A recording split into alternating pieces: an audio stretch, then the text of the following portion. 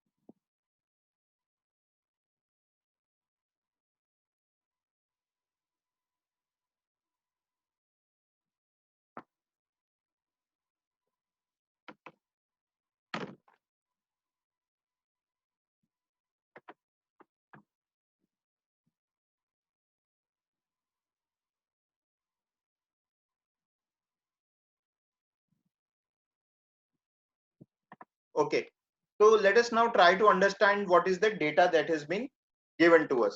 ठीक है, पहले हम ये समझते हैं. Okay, so the first thing is the following bar chart gives the growth percentage. यार थोड़ी देर आप चैट बॉक्स में चैट टाइप मत करो please. The following bar chart gives the growth percentage in the number of household in the middle class, higher income categories in the 4 regions from the period 1987 to 1994, ठीक है 95. Now इसमें क्या दिया है, इसमें ना परसेंटेज ग्रोथ दिया है. These are not the actual number, this is percentage growth. किस चीज की परसेंटेज ग्रोथ दी है, इन्होंने क्लासिफाई कर दिया है. फॉर एग्जांपल ये नॉर्थ का है, नॉर्थ या कहीं के भी लोगों को 3 कैटेगरी में क्लासिफाई कर दिया है, middle income category, upper middle income category and high income category. तो black bar graph shows the middle income category, upper middle income category white bar graph से दिख रहा है, और हाई इनकम कैटेगरी जो है वो ये शेडेड से दिख रहा है. ठीक है, तो बोल रहा है नॉर्थ रीजन में इस गिवन पीरियड में 87-88 ईयर से 94-95 यानी ये 2 पीरियड में इस साल से इस साल तक नॉर्थ में मिडिल इनकम वाले जो है वो 100% से ग्रो किए. Number of people in the middle income, यही बोल रहा है ना, the number of house holds not people, the number of house holds जो है, तो पहले अगर 100 हाउस होल्ड्स थे तो पीरियड के एंड में 200 हाउस होल्ड हो गए मिडिल इनकम कैटेगरी में, ये बोलने की कोशिश कर रहा है. अपर मिडिल इनकम कैटेगरी में 200% की ग्रोथ हुई, यानी अगर पहले 100 लोग थे तो अभी 300 हो गए. ठीक है, तो that is how you depict the first graph. First graph ये चीज बोल रहा है.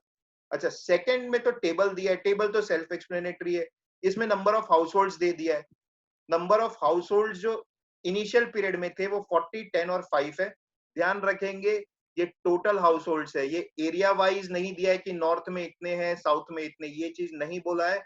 ये सिर्फ इस बात के बोल रहा है कि इंडिया में total house hold middle income में 40,000, अपर में 10,000, हाई इनकम में 5,000, और इनकी रिस्पेक्टिव इनकम की बात कर ली है. 87-88 में इनकी एवरेज इनकम इतनी थी, और 5 साल बाद इनकम जो है वो मिडिल इनकम ग्रुप की 50% से ग्रो की, यानी 30,000 था तो इनका अभी जो इनकम होगा एवरेज वो हो गया 45,000.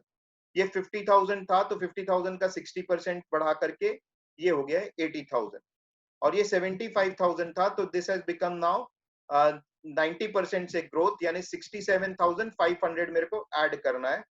143.5 ये होगा इसका हाई इनकम वालों का ग्रो, सॉरी 1994-95 में इनका एवरेज हाउस होल्ड इनकम ये मैंने निकाला. इसकी जरूरत अभी नहीं थी, बस आपको एक्सप्लेन करने के लिए मैंने किया है. Right, now this is what the data is given to us. Now what is being asked, question number 7 is very very easy.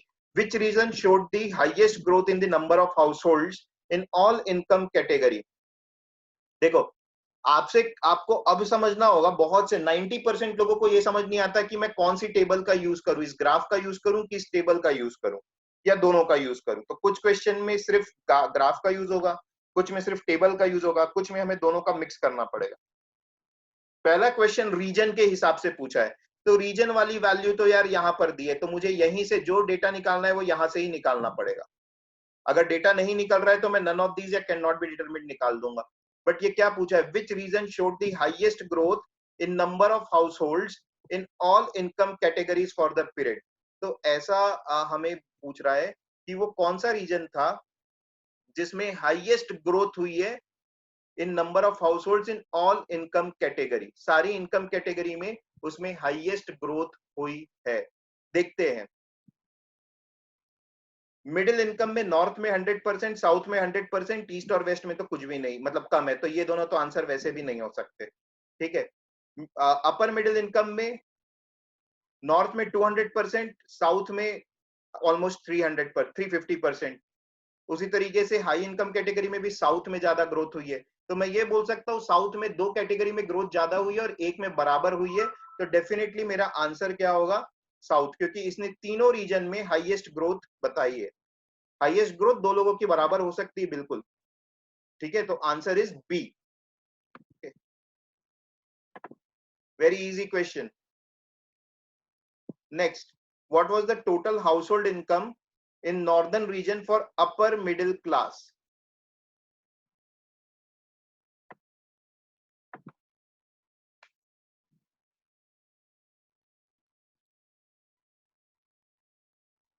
Yes, देखते हैं।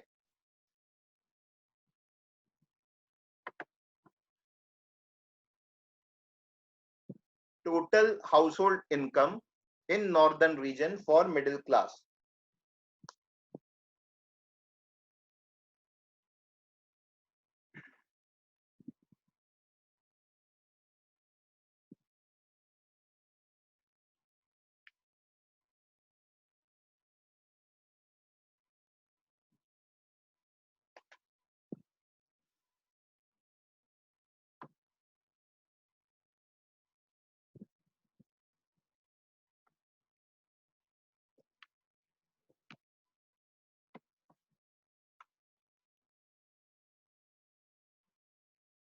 Okay, right.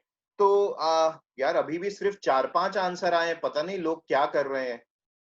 Very few responses I am getting, there are many people who are sitting idle in the class. भले गलत answer दो लेकिन मुझे पता तो चलना चाहिए।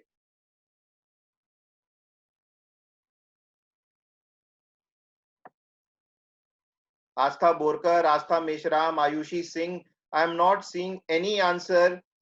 मैं कोई आंसर नहीं देखूंगा तो मुझे लगेगा कि मुझे तुम लोगों को शायद बेसिक वाली क्लासेस देनी चाहिए। I will shift you with the crash course then entirely.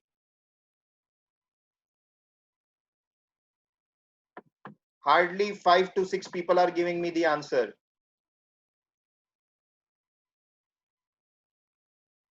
Okay.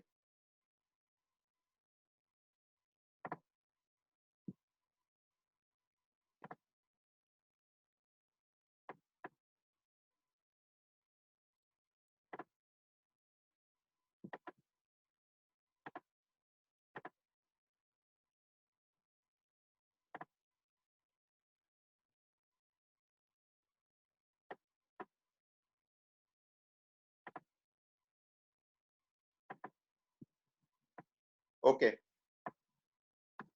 तो देखते हैं भाई क्या पूछा है। इतना इजी है ये बहुत। What was the total house hold income in northern region for upper middle class? तो एक मुझसे पूछ रहा है नॉर्दर्न रीजन के बारे में, तो नॉर्दर्न रीजन, रीजन वाइज तो सिर्फ इसमें ही दिया है, तो इसको तो मेरे को यूज करना ही पड़ेगा। What was the total house hold income in northern reason? तो क्या मैं टोटल हाउस होल्ड इनकम सिर्फ इससे निकाल सकता हूँ क्या? इसमें तो परसेंटेज ग्रोथ की बात की थी, मुझे नहीं पता कि इनिशियल वैल्यू नॉर्दर्न रीजन की कितनी थी। तो इसको तो मैं बस यूज करके आंसर नहीं बता सकता, क्योंकि इसमें तो परसेंटेज टर्म्स में बात की है सब, और मुझसे आंसर एक्चुअल एब्सोल्यूट वैल्यूज में पूछा है, तो मुझे दूसरी टेबल में भी जाना पड़ेगा। दूसरी टेबल में मुझसे फिर अपर मिडिल क्लास को मैं देखूंगा, क्योंकि अपर मिडिल क्लास के बारे में पूछा है। बट यहाँ पर मैंने देखा अपर मिडिल क्लास में टोटल इंडिया में 10,000 लोग हैं, बट मुझे ये नहीं पता कि नॉर्थ में कितने लोग हैं, तो मैं इसको बाइफरकेट कैसे करूं? I do not know that out of this 10,000 people how many belong to north. अगर आप सोच रहे हैं कि एवरेज निकाल के 2,500 कर दूं तो वो गलत है।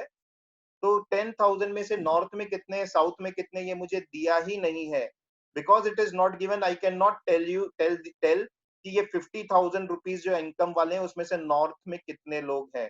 Answer is can not be determined because I don't know the bifurcation.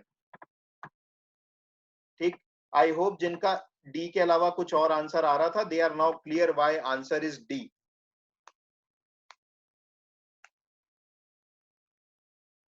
Okay, can I move ahead? आगे बढ़ जाऊं? Yes, no, please type in the chat box.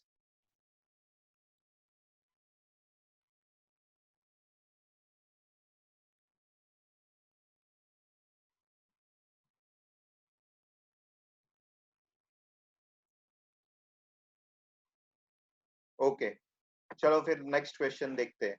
Next question,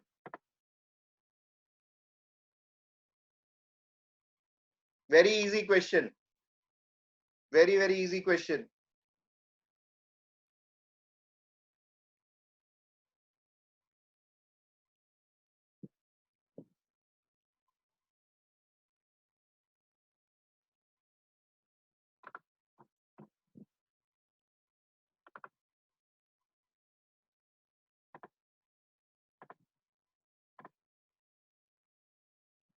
देखते हैं क्या पूछा है। What is the percentage increase, एक तो परसेंटेज इंक्रीज पूछा है, तो percentage increase in the total number of house holds for the northern region. तो अगेन रीजन वाली बात बोला है, तो मुझे इस ग्राफ का यूज करना है। अच्छा, इस ग्राफ में परसेंटेज की ही बात की थी, परसेंटेज ग्रोथ की ही बात की थी, तो मुझे इस टेबल की जरूरत ही नहीं है, क्योंकि मुझसे वो पूछ रहा है अपर मिडिल यानी इस कैटेगरी का नॉर्दर्न रीजन में गिवन पीरियड में क्या परसेंटेज ग्रोथ था। तो बस मुझे तो नॉर्थ में देखना है मिडिल वालों का कितना ग्रोथ है, 200%। Answer is B. ठीक, alright, so such kind of simple questions can also come, right. अब यहां पर कुछ एडिशनल इंफॉर्मेशन दिया है, अब आपको क्वेश्चन में थोड़ा सा कैलकुलेशन करना पड़ सकता है, क्योंकि दोनों टेबल का यूज करना होगा अब शायद।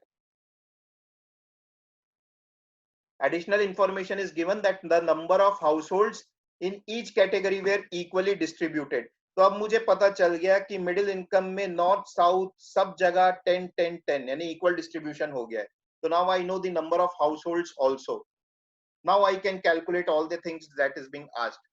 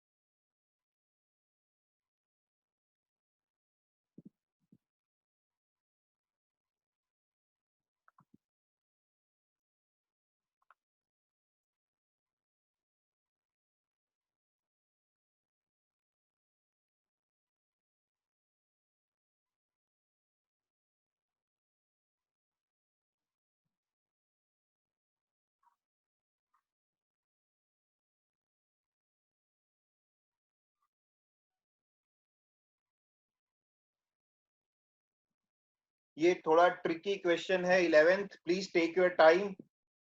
दो तीन कॉन्सेप्ट्स एक साथ अप्लाई हो रहे हैं, तो टाइम लेकर के बनाएं, हड़बड़ी ना करें, क्या पूछा है समझें।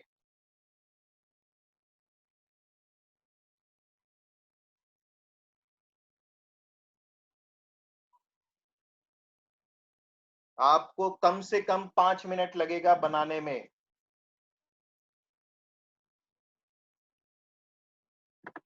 यही सुन के आधे लोग नहीं बनाएंगे अब।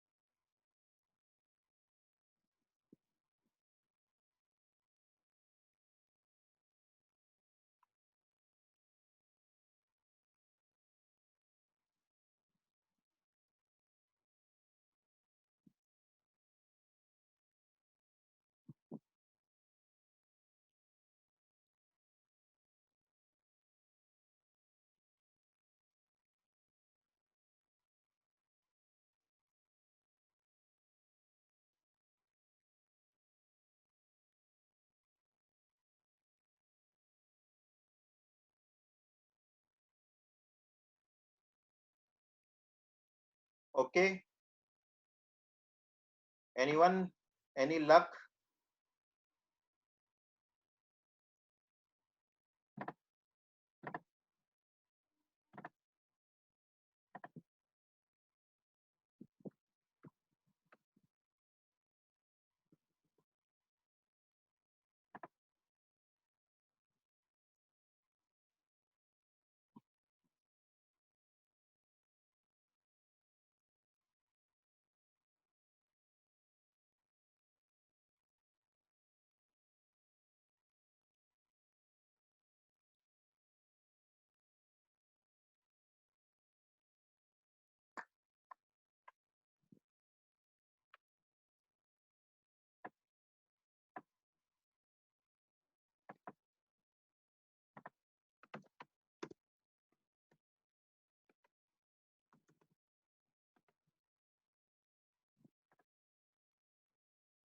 साक्षी जैन, मैंने तुम्हें अनम्यूट किया है, क्या तुम बताओगे कैसे बनाया है क्वेश्चन नंबर 11?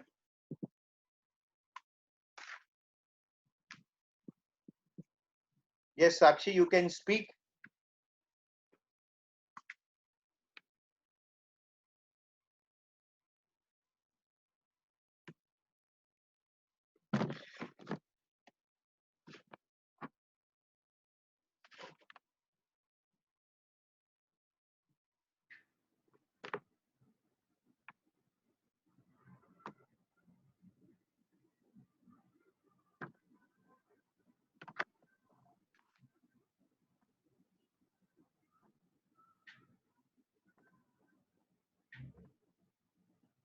साक्षी जैन, आप कुछ बोलेंगे?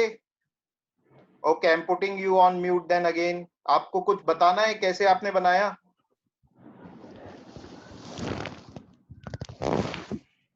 हाँ बोलो।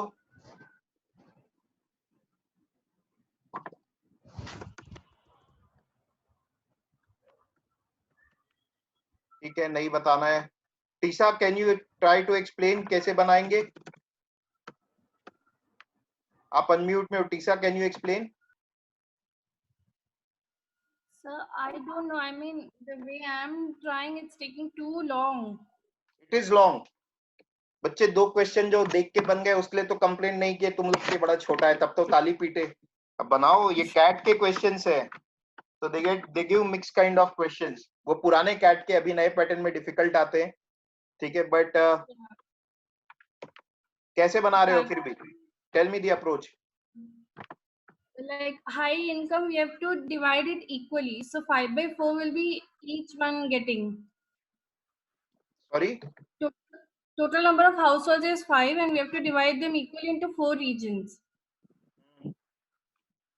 Okay, So that will why be 5 by. हाँ बोलो। So because it's asking ratio of total income for high category. Okay, it's not asking for region. नहीं, ये Maybe region maybe I'm mistaken somewhere. No, आप गलत कर रहे हो। थोड़ा सा सही भी है, थोड़ा सा गलत है, not entirely right. Anybody else who will like to explain me what is the logic जो वो ट्राई कर रहा है?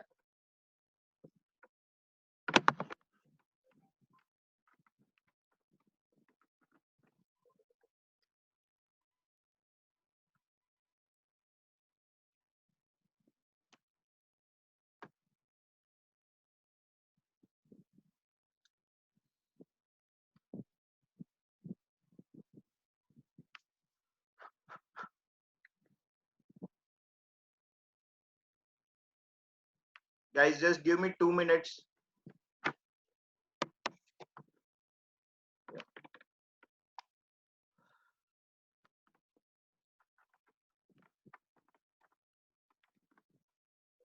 Okay, anyone else who will like to give the shot?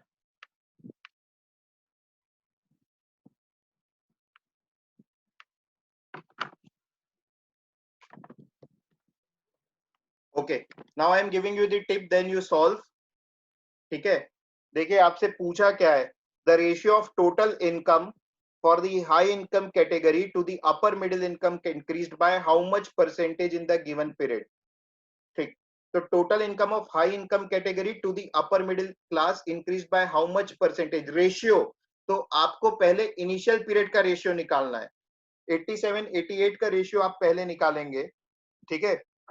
87 88 का रेशियो तो सिंपल वे में निकल सकता है, बिकॉज आपको जो परसेंटेज ग्रोथ दी है वो तो बाद वाले पीरियड के लिए दी है। तो शुरू में तो आप यही अज्यूम कर सकते हो कि सब में अगर बराबर भी है तो you can simply find out middle upper middle का total income was 10 into 50 and high income का टोटल इनकम वाज 5 into 75। तो ये दोनों का रेशियो इनिशियल रेशियो हो गया। फाइनल रेशियो निकालना ट्रिक है। फाइनल रेशियो में अब आपको क्या करना पड़ेगा, अब आपको देखना पड़ेगा कि चारों रीजन में इक्वल लोग थे। तो अपर मिडिल में 2500 सब रीजन में 2500 थे, बट नॉर्थ की ग्रोथ अलग थी, साउथ की ग्रोथ अलग थी और वेस्ट ईस्ट की ग्रोथ अलग थी। तो अब आपको एक टेबल फिर से बनाना पड़ेगा कि हर किसी में नए house hold, number of house hold कितने हैं, हर किसी में number of new house hold, number of house hold कितने हैं हर कैटेगरी में फॉर दी एंड वाला पीरियड। ये आपको अपर मिडिल के लिए भी बनाना पड़ेगा, हायर के लिए भी बनाना पड़ेगा। दूसरी चीज एक और करना पड़ेगा, इनकी इनकम भी 60% और 90% से ग्रोथ हुई है। 50,000 80,000 हो गया था और 75,000 143 हो गया था। फिर आपको वो मल्टीप्लाई करना पड़ेगा।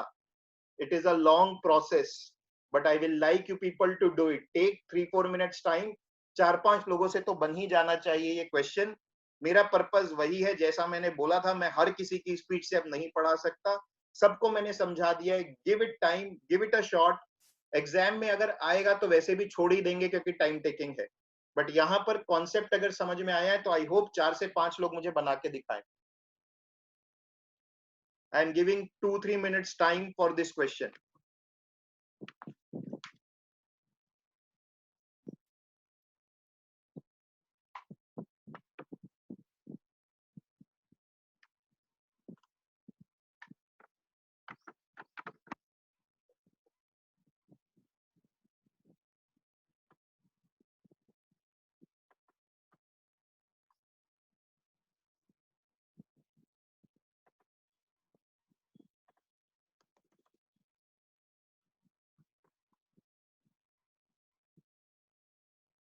When the easy questions come, all of us are happy, but let us spend some time on this question also.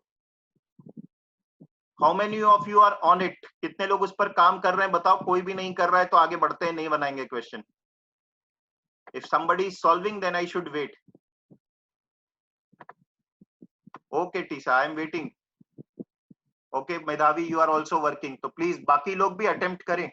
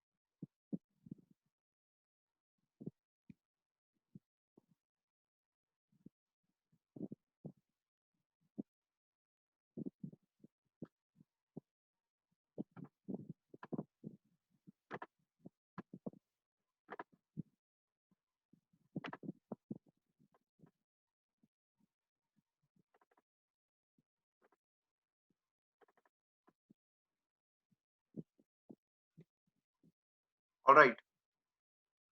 So मैं थोड़ा सा बनाना चालू करता हूं यहाँ पर. सबसे पहले क्वेश्चन में मुझसे पूछा गया है high income and middle income, नहीं high income and upper middle income, इनका रेशियो में क्या चेंज आया है. मतलब 1987 वाले पीरियड में जो इसका टोटल इनकम था, इस ग्रुप का टोटल इनकम था, एंड 1995 में जो इस ग्रुप का टोटल इनकम था, इनका कुछ रेशियो रहा होगा A:B और यहाँ पर C:D. तो इस रेशियो में क्या चेंज आया है पहले तो मुझे ये समझे. क्वेश्चन ये बात पूछ रहा है कि इस रेशियो में क्या चेंजेस आए, तो मुझे रेशियो निकालना है. तो पहले मैं 1987 का निकालता हूँ. High income by upper middle वाला इनकम. ठीक. तो इस पीरियड पे तो मुझे ये दिया हुआ है कि नंबर ऑफ हाउस होल्ड्स जो थे वो हाई इनकम कैटेगरी में 5000 हाउस होल्ड्स थे और ये 5000 पूरे इंडिया में दिए हुए हैं. इसको मुझे टोटल उनकी इनकम थी 75,000 और अपर मिडिल का जो टोटल दिया था वो था 10,000 और ये इनकी इनकम एवरेज इनकम थी 50,000. तो ये 87 और वाले पीरियड का तो इजीली निकल गया क्योंकि नंबर ऑफ हाउस होल्ड्स मुझे पता है. अगर आपको नंबर ऑफ हाउस होल्ड्स पता है तो आपका काम आसान है ना. Number of house holds initial period का दिया ही हुआ है तो हमने सीधा क्या किया, ये रेशियो निकाल लिया. नंबर ऑफ हाउस होल्ड्स दिया था, टोटल इनकम दिया था, ये रेशियो हमने निकाल लिया. अब 1995 के समय क्या प्रॉब्लम हुई है, ये 10,000 मैंने इसलिए ले लिया था क्योंकि ये बोला हर जगह 2.5 2.5 2.5 यानी चारों रीजन में 2.5 घर थे, 2500 घर थे. यहाँ पर चारों रीजन में 1250 घर रहे होंगे. बट 95 वाले केस में क्या हुआ, ये सारे रीजन अलग अलग परसेंट से ग्रो किए. सेम परसेंट से ग्रो करते, मान लो सब 10% से ग्रो करते तो लफड़ा ही नहीं रहता. इस टोटल 10 को मैं 10% से ग्रो करा देता. बट नॉर्थ वाला 200% से हो रहा है, शायद ये 400%. तो हर कोई अलग अलग परसेंट से ग्रो हो रहा है. हर कोई अलग अलग परसेंट से ग्रो हो रहा है तो मुझे इंडिविजुअली सबके नंबर ऑफ हाउस होल्ड्स निकालने पड़ेंगे. तो नई टेबल मेरी कुछ ऐसी हो जाएगी. ये मैं कोई एक इनकम ग्रुप के लिए निकाल रहा हूं. ये अपर मिडिल का पहले नॉर्थ साउथ, ये नॉर्थ है, ये साउथ है, ये ईस्ट है, ये वेस्ट है ना. सब में 2500 हाउस होल्ड्स थे. ठीक है. अब मेरा भी ऑप्शंस थे 36%, 25%. एक इररेलेवेंट ऑप्शन था, एक कैन नॉट बी डिटरमिन्ड था. ओके. सो 2500 सब में 1995 में थे. अब परसेंटेज ग्रोथ हम देखते हैं इनकी कितनी कितनी थी. नॉर्थ जो है वो 200% से ग्रो किया है। ये बार ग्राफ से ही आप देख सकते हैं अपर मिडिल में नॉर्थ कितने से ग्रो किया है, देख के मुझे बताते जाना। साउथ 340% से ग्रो किया है, ईस्ट 125% से ग्रो किया है और ये 140% से ग्रो किया है। तो अब ग्रोथ मुझे पता है, परसेंटेज ग्रोथ इनिशियल वैल्यू पता है, तो 2500 जो वैल्यू है वो हो जाएगी 7500। 2500 अगर 340% से ग्रो किया है तो वो हो जा रहा है 11000। 2500 अगर 25 पर 125% से ग्रो हो रहा है तो वो ये हो जा रहा है 5625 और 140% से ग्रो हो जा रहा है तो 6000। Sorry 5 2 1 and 3। तो ये टोटल जो वैल्यू हो जा रही है नंबर ऑफ हाउस होल्ड्स की, ये 30,125 हो जा रही है। ये मेरी टोटल वैल्यू निकली, जो पहले सिर्फ 10,000 थी वो 30,125 हो गई है वैल्यू। ठीक है, इसको इनटू करना होगा इनकी इनकम से। अच्छा, इनकी इनकम जो है वो ग्रो की थी, वो 75,000 पहले थी, नहीं 75 नहीं, इनकी कितनी थी, अपर मिडिल की जो इनकम थी वो 50,000 थी और 60% से ग्रो की, तो इनकी न्यू इनकम हो गई 80,000। तो ये अपर मिडिल की टोटल इनकम मैंने निकाल ली। ठीक, इसी तरीके से मुझे हायर मिडिल वालों की, हायर क्लास वाली इनकम निकालनी पड़ेगी। उसकी टेबल कैसे होगी? शुरू में सब में 1250 लोग थे, ठीक है, this is 1250 in the initial period. North, south, east, west अगर कितने से ग्रो किए टेबल से करस्पॉन्डिंगली देखे जाए तो नॉर्थ 240% से ग्रो किया है, साउथ 425% से ग्रो किया है, ईस्ट 175% से ग्रो किया है और वेस्ट 150% से ग्रो किया है। तो नंबर ऑफ हाउस होल्ड्स 90, ये इनिशियल पीरियड में था 87 वाले, ये 95 वाले पीरियड में नंबर ऑफ हाउस होल्ड्स कितने हो जाएंगे? 1250 का 240%, ठीक, 425% से होगा तो लगभग 6500 के आसपास अप्रोक्सीमेटली। 1250 का 175% इज अप्रोक्सीमेटली 3400 के आसपास एंड 150% इज 3125, 1250 इंटू 15। ठीक, तो ये टोटल वैल्यू अगर हम निकालेंगे तो ये इसका फाइनल आंसर आता है ये 17375। ये नंबर ऑफ हाउस होल्ड्स हो गए जो हायर इनकम कैटेगरी के थे। तो ये number of households of higher income category into उनकी इनकम, उनकी इनकम जो हो गई थी वो 143 के आसपास कुछ हो गई थी। ठीक है, तो 143 के आसपास इनकी इनकम हो गई। और अभी पिछली वाली स्लाइड में मैंने जो वैल्यू लिखी थी, अब वो वैल्यू मुझे याद नहीं है, 30,175 था शायद या 125 था इंटू 80,000। ये वाला रेशियो मैं निकाल लिया हायर इनकम बाय अपर का। पिछला हायर इनकम बाय अपर का रेशियो मुझे पता है 3:4 था।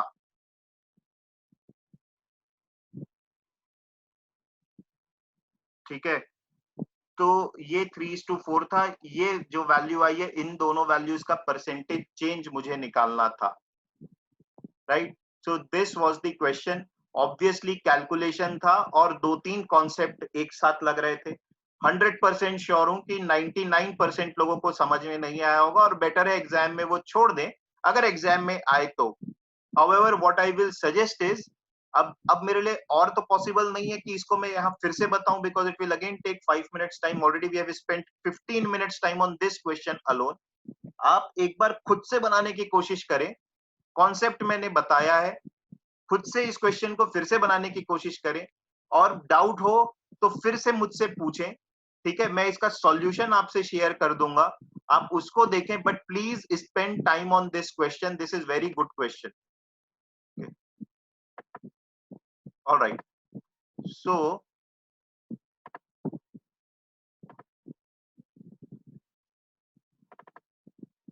now let us go back and हम कहां पर थे? Yeah, 12th question, the average income for the northern region in 1987-88। Northern region का एवरेज इनकम हमें निकालना है 87-88 के लिए।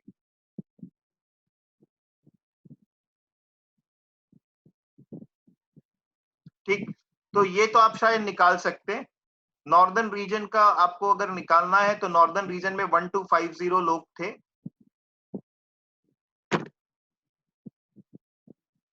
उससे आप निकाल सकते हैं।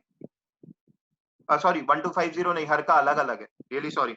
मिडिल इनकम में 10,000 थे, नॉर्थ में मिडिल इनकम में 10,000 लोग हैं, अपर मिडिल में 2500 है, और यहाँ 1250 लोग हैं। तो सिंपल इसको इंटू इंटू करके 10,000 इंटू 30,000, 2500 इंटू 50,000, इनका जो सम टोटल होगा, एवरेज निकालना है हमको। तो 10,000 घर है, इनकी इनकम 30,000 है। 25 घर जो है, मैं मतलब लास्ट 3 को इग्नोर कर दे रहा हूँ, sorry 100, 25 house, 50,000 is the income, and 12.5 houses, 75,000 is the income. इनका मुझे एवरेज निकालना है, तो average is weighted average. Alright, so if somebody can tell me the answer.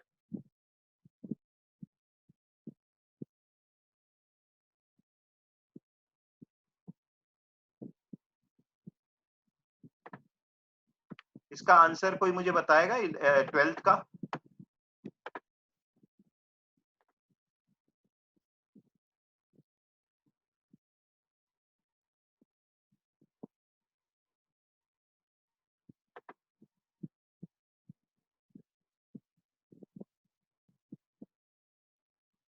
विख्यात गलत है, आसपास ही है, थोड़ा सा कैलकुलेशन में गड़बड़ हुआ है।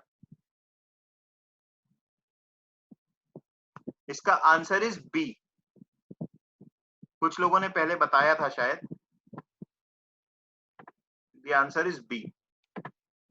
मेधावी, क्या डाउट है? आप कुछ डाउट है बोल रहे हो? Can you just type or you want me to unmute?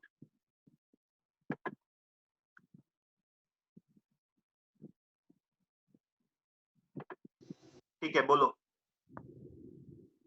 Sir जैसे ये जो ग्राफ दिया हुआ है इसमें कुछ कुछ मतलब जैसे हम लोग एनालाइज करते हैं ग्राफ को तो लाइन से हम आइडेंटिफाई करते हैं कि वैल्यू क्या दी हुई है।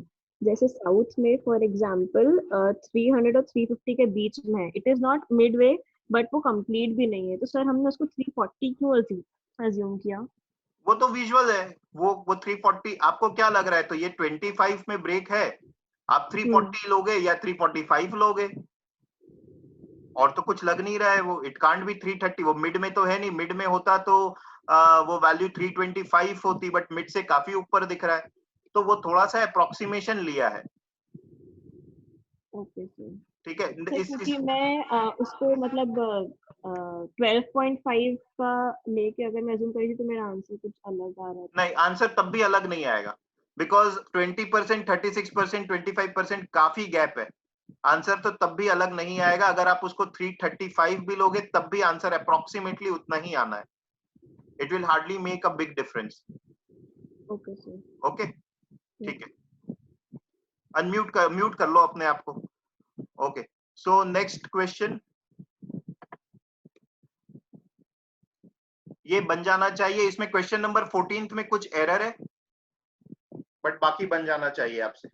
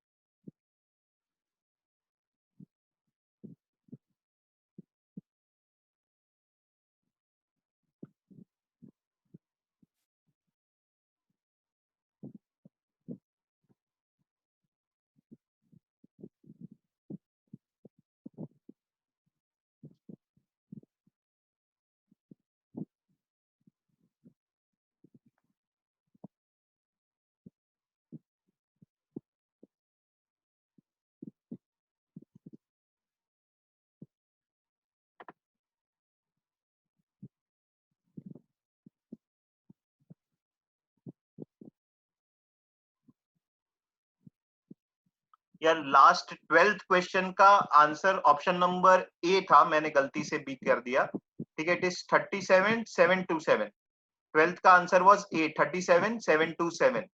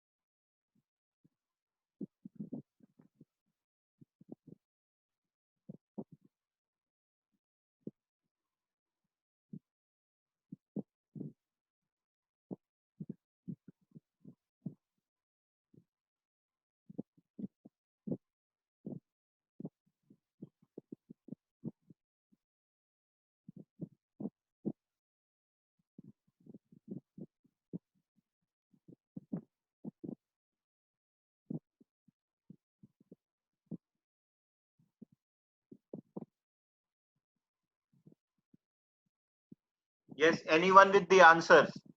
इतना डिफिकल्ट तो नहीं है, ये तो बन जाना चाहिए था।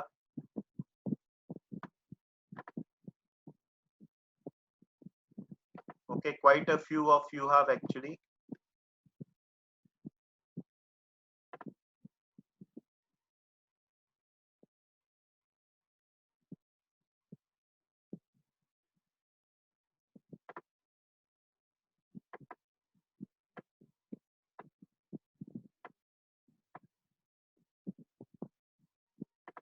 Okay, so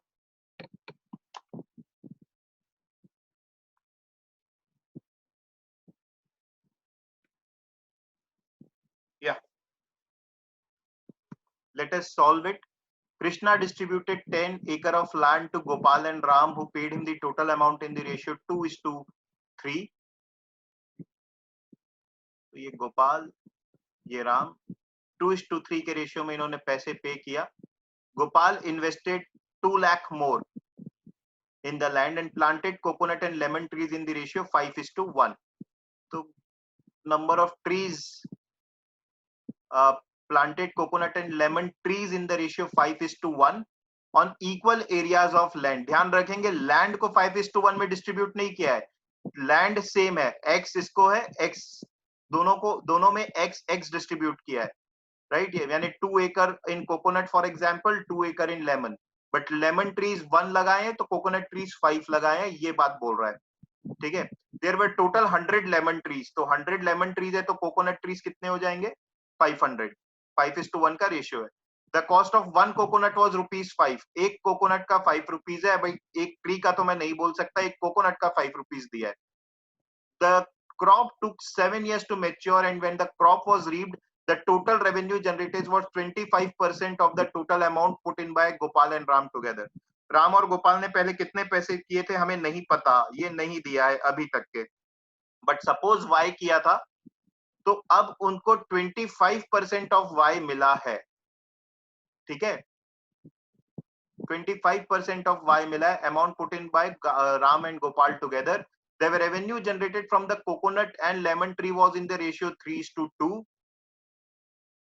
ये फाइनल रेवेन्यू जो निकला है वो Y 25% ऑफ Y यानी Y/4 जो निकला है, इस Y/4 का भी बाइफर्केशन दिया है. फाइनल रेवेन्यू 25% ज्यादा नहीं है, ध्यान रखेंगे, 25% ऑफ द इनिशियल है, तो Y/4 का भी बाइफर्केशन दिया है. Y/4 जो आया है उसमें से कोकोनट से 3:2 वाला रेशियो, इसको हम देखते हैं. And it was shared equally by Gopal and Ram as the initial amount spent them were equal. अब यहाँ पर मुझे कुछ चीज मिल गई. गोपाल ने शुरू में 2x दिया था, इसने 3x किया था, फिर गोपाल ने 2 लाख रुपए और दिए, तो 2x प्लस 2 लाख गोपाल का इन्वेस्टमेंट था, which is equals to 3x. ये दिया हुआ है, लास्ट लाइन में यही दी हुई बात. The amount was shared equally as the initial amount spent were equal. तो initial amount spent were equal, यानी x की वैल्यू आ गई यहाँ पर 2. तो x की वैल्यू अगर 2 आ गई तो टोटल लैंड की वैल्यू हो जाएगी 10 लाख. टोटल लैंड की वैल्यू 10 लाख है. Total money invested 10 lakh plus 2 lakh और होगा क्योंकि इसने 2 लाख प्लांट लगाने के लिए भी किया था, तो total money invested is 12 lakh. Total money invested is 12 lakh. वो 12 लाख का इनको अभी मिल गया है 25%, यानी 7 साल बाद इनको 3 लाख रुपए मिला है, ठीक है. उस 3 लाख का भी बाइफर्केशन दिया है कि 3:2 में आया है. कोकोनट से 3 पार्ट्स और लेमन से 2 पार्ट्स, यानी कोकोनट से आया है 1,80,000 और लेमन से आया है कितना बचा, 1,20,000. इतने पार्ट हम कर लिए. प्लस अब हमें ये भी पता है एक कोकोनट की वैल्यू 5 रुपीज थी, बट ये नहीं पता नंबर ऑफ कोकोनट कितने हैं अभी. What was the total output of coconut, that we can easily find out. Total output of coconut हम कैसे निकाल सकते हैं. कोकोनट से 1,80,000 आया है, एक कोकोनट की वैल्यू 5 रुपीज है, तो टोटल कोकोनट्स कितने हो जाएंगे 180,000, 180 बाय 5 which is 36,000. तो 13th का आंसर इज बी. 14th में कुछ एरर है, उसको छोड़ दो. What was the amount received by Gopal in 1997? तो 15th का क्या आंसर है, अमाउंट कितना रिसीव हुआ गोपाल को, कितने में उन्होंने डिवाइड किया. शेयर इक्वली है, इक्वल शेयर है तो दोनों को बराबर पैसे मिलेंगे. 3 लाख रुपए आया था, दोनों को बराबर पैसे मिलेंगे, तो 1.5 लाख हो गया, ठीक है, because money is shared equally दिया है. Total money at the end was 3 lakh rupees जो जनरेट हुआ, वो इक्वल में डिवाइड होगा तो 1.5 लाख उसे मिलेगा. What was the value of output पर ट्री ऑफ कोकोनट्स. कोकोनट के पर ट्री की वैल्यू पूछा है. टोटल वैल्यू 1,80,000 है, नंबर ऑफ ट्री कितने कोकोनट के 500. तो पर ट्री की वैल्यू फिर से हम निकाल सकते हैं, ठीक है, 1800 बाय 5. Answer is 360. ठीक, right. What was the ratio of yields per acre of land for coconut and lemons in terms of lemons and coconut? Answer is cannot be determined because we do not know the number of lemons. In terms of number of lemons हमें पता ही नहीं है. number of coconuts जरा पता चल गए, number of lemon नहीं पता चला है, बस ये पता है 100 lemon tree है. ठीक, तो this was the question. कितने लोगों के सही हुए ये, प्लीज रिस्पॉन्ड. मैं चैट बॉक्स नहीं देख रहा था, मैं क्वेश्चन सॉल्व कर रहा था, तो आप लोग अब मुझे बताएं कितनों के सही हुए, या किसी क्वेश्चन में कुछ डाउट है तो. कि मनीष सही हुआ है, okay okay okay, alright, done, okay. So या तो ये क्वेश्चन, इस तरीके का क्वेश्चन आपका सही मतलब मॉक्स में भी आ रहा है, ठीक है. तो देखें ये इजी क्वेश्चन था लास्ट, अभी तक के हमने सब इजी क्वेश्चन किए, बस एक ही थोड़ा सा लेंदी था, right, but otherwise all the questions they are not that difficult. कल क्लैट ने सैंपल पेपर 3 भी अपलोड किया है और मैं चाहूंगा कि उसको भी टेस्ट के फॉर्म में आप लें, take it as a mock test sample paper 3 and from what मैं सिर्फ ऊपर से पेपर का लेवल देखा था, मुझे लग रहा है कि ये काफी अच्छा पेपर है। और फिर से वही बात है, जिनकी रीडिंग स्किल्स नहीं है, जिनको पढ़ने में आलस आता है, they are wasting their time and hope, so either they should stop the preparation or they should start reading a lot. The passages are lengthy. Okay. So I stop here. मैंने 2 question और रखे थे but हमें time ज्यादा लग गया, मेरी अभी दूसरी क्लास है इस वजह से मुझे छोड़ना पड़ रहा है, ठीक है। तो we will continue in the next week with more questions, right. If anybody has any doubt till now तो वो मुझसे पूछ ले।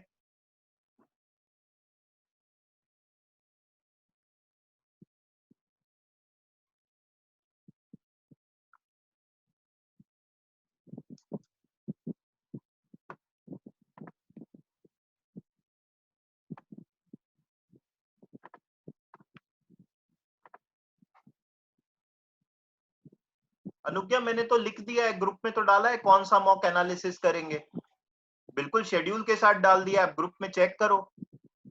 टीसा मैं क्वेश्चंस भेज दूंगा, ठीक है, थोड़ी देर में या शाम तक के भेजूंगा, बट अभी मेरी क्लास है।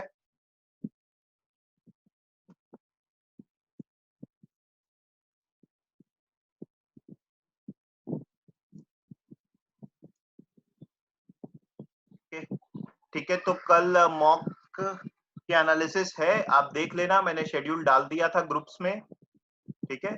All right, thanks.